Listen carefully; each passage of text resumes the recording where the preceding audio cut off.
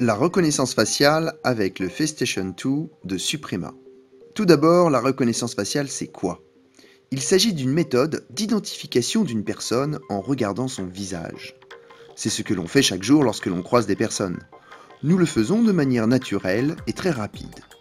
En réalité, notre cerveau identifie une personne par les traits caractéristiques de son visage, comme sa couleur, sa forme, sa taille, les proportions, espace entre les yeux et les oreilles, la forme du nez et du menton. L'ensemble de ces caractéristiques sont reprises par les systèmes de reconnaissance faciale que l'on trouve de plus en plus présents dans notre environnement, comme notre smartphone pour le déverrouiller, les logiciels qui trient nos photos numériques, dans les aéroports pour le contrôle d'identité à partir de votre passeport, mais pas seulement. Il est de plus en plus présent dans les contrôles d'accès, dans les entreprises, l'administration et les hôpitaux, car il présente des atouts majeurs. Mais quels sont ces atouts? Eh bien, tout d'abord, la reconnaissance faciale est une identification biométrique.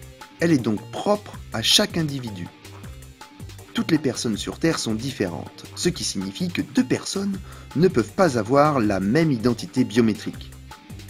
Par ailleurs, le moyen d'identification, c'est vous. Vous n'avez donc plus besoin de clés, de cartes, de badges ou de codes. Aucun risque d'oublier son moyen d'identification. De plus, la reconnaissance faciale ne nécessite aucun contact physique. Il n'y a donc pas de risque de contamination bactériologique par contact.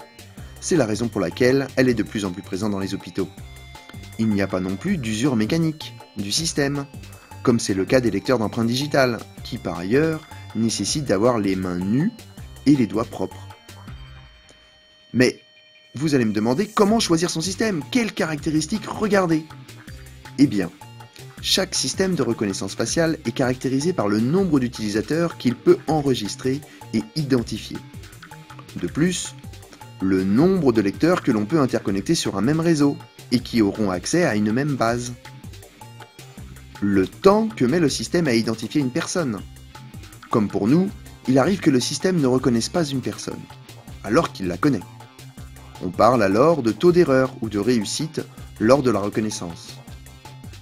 Et enfin, sa technologie, 2D ou 3D, sachant que la 3D est la dernière techno et la plus performante. Comment ça marche? Pour comprendre, rien de mieux qu'un exemple. Je vous invite donc à regarder notre prochaine vidéo sur l'utilisation du système FaceStation 2 de Suprema et de vous abonner pour être averti dès qu'elle sera disponible.